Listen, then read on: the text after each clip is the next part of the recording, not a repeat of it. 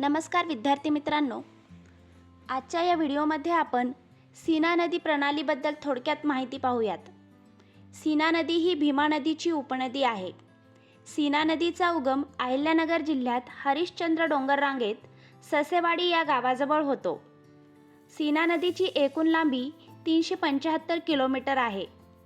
सीना नदी ही अहिल्यानगर, बीड, धाराशिव व सोलापूर या जिल्ह्यातून वाहते। मेहकरी, विंचरणा, भोगावती या सीना नदीच्या उपनद्या आहेत। आता आपण थोडक्यात सीना नदीचा प्रवास पाहूयात। सीना नदी ही अहिल्यानगर शहराच्या दक्षिणेकडून वाहते। अहिल्यानगर तालुक्यात दहिगाव हे ठिकाण सीना नदी काठावर आहे। पुढे सीना नदी अहिल्यानगर व बीड या जिल्ह्यांच्या सीमेवरून वाहते व तिथेच भातोडी परिसरात मेहकरी नदी सीना नदीला येऊन मिळते। मेहकरी नदीचा उगम अहिल्यानगर तालुक्यात आगडगाव या ठिकाणी होतो। पुढे सीना नदीला विंचरणा नदी येऊन मिळते।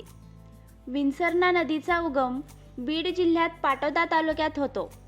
पाटोदा तालुक्यात विंचरणा या नदीवर सौतडा नावाचा धबधबा आहे। पुढे विंचरणा नदीकाठावर अहिल्यानगर जिल्ह्यातील जामखेड तालुक्यात चौडी हे ठिकाण आहे। चौडी हे ठिकाण पुण्यश्लोक अहिल्याबाई होळकर यांचे जन्मठिकाण आहे। पुढे सीना नदीवर सीना कोळेगाव हे धरण धाराशिव जिल्ह्यातील परांडा तालुक्यात आहे। परांडा तालुक्यातून ही नदी सोलापूर जिल्ह्यात प्रवेश करते व तिथे तिला मोहोळजवळ भोगावती नावाची नदी येऊन मिळते। भोगावती नदीचा उगम धाराशिव जिल्ह्यात होतो। धाराशिव जिल्ह्यात बार्शी तालुक्यात भोगावती नदीवर हिंगणी प्रकल्प आहे। पुढे सीना नदी कर्नाटक व सोलापूर जिल्ह्याच्या सीमेवर कुंडल संगम या ठिकाणी भीमा नदीला येऊन मिळते।